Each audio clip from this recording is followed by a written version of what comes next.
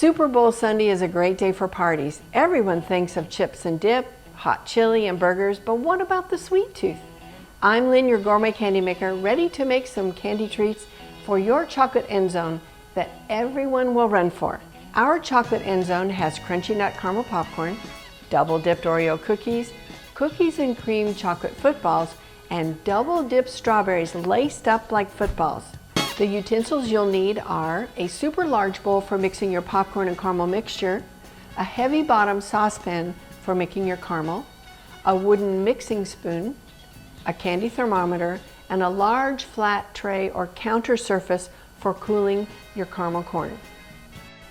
The time to prepare this recipe is less than an hour. Now here's a heads up. Working with sugar requires special attention to temperature and timing. And the mixture that you're going to be working with is really super hot.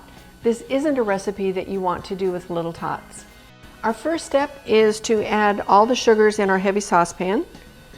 Again, this is 1/2 cup Karo syrup, light, and our 1 cup of brown sugar, and our 1 stick or 1/2 cup real butter.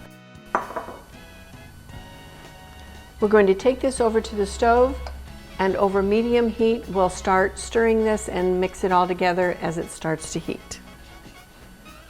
Working with sugar in candy making is it's not difficult, it just requires a little bit of attention. The temperature determines exactly what the sugar is going to do in its end result. You've heard of the soft ball stage, the hard crack stage, the hard ball stage, the thread stage.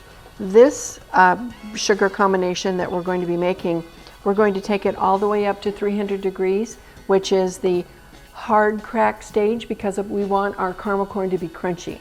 We're at 213 degrees. Our mixture is beginning to bubble, and because we've used the brown sugar, it already has a beautiful caramel look. We're going to be introducing the nuts into our caramel mixture, and because the caramel mixture is so darn hot, the nuts actually cook in the mixture. Almonds take longer to cook, so we introduce those first. After that, we introduce the cashews, and then last, we introduce our pecans. And you can always do the sniff test. If your mixture smells sweet, you're good.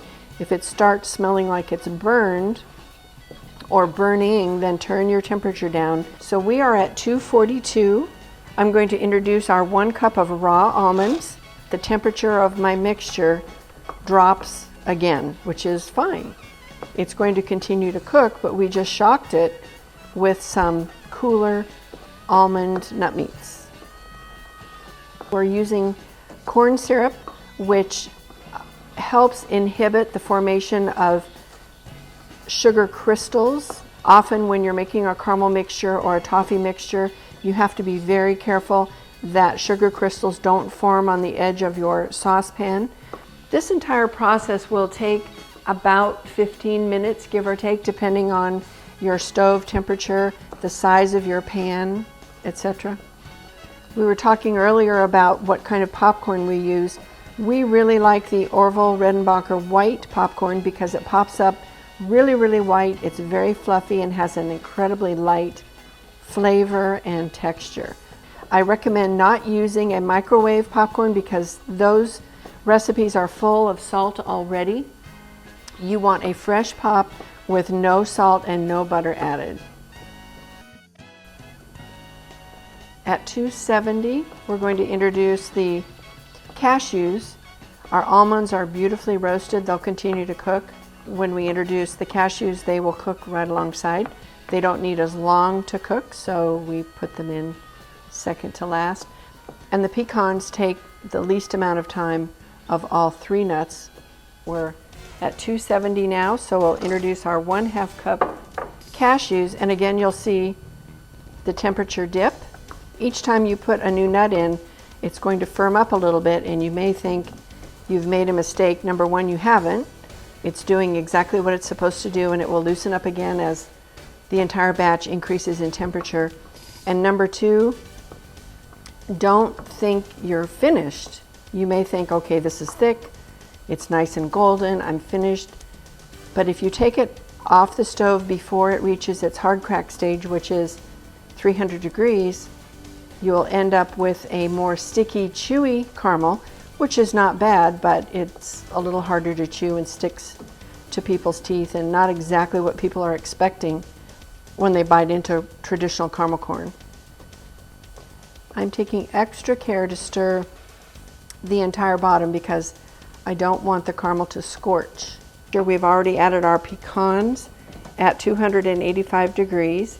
We're now looking for 300 degrees, and the minute it gets to 300, we take it off the stove and over to our other surface where we'll add the baking soda and the vanilla.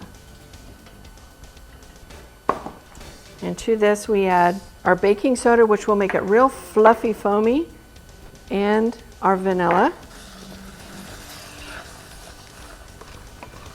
And it smells so good. And you can see that it's getting real frothy. The baking soda gives it a creamier texture and a lift, and almost like an aeration. And once we've stirred this really well, you can see that it's all nice and fluffy.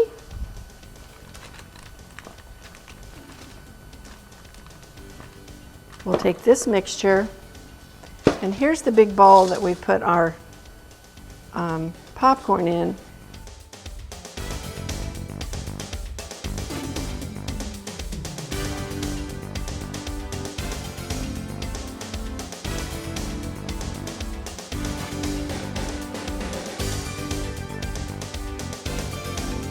The next step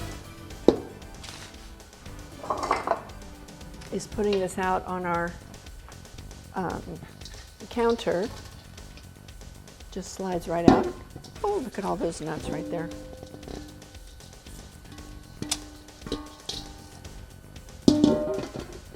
And I'm working rather quickly because I don't want it to harden to the point of not being able to spread this out.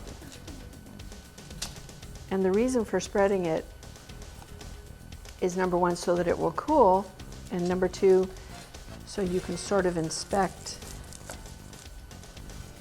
what the corn's doing and where all the wonderful nuts are. It's really sticky, but that's a good sign.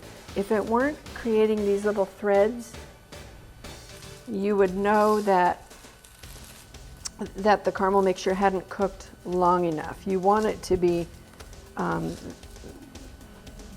very thready. That tells you that it's a nice hard crack stage.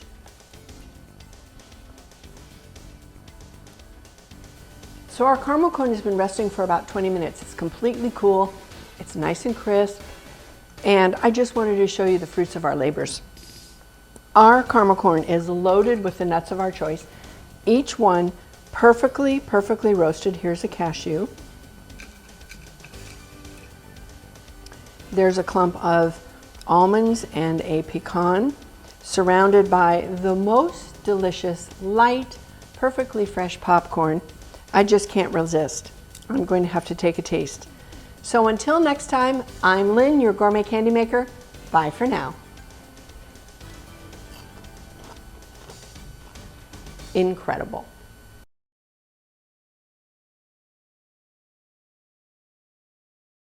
The Gourmet Candy Maker would like to give you a gift, a complete video series on the most frequently asked questions about gourmet candy making.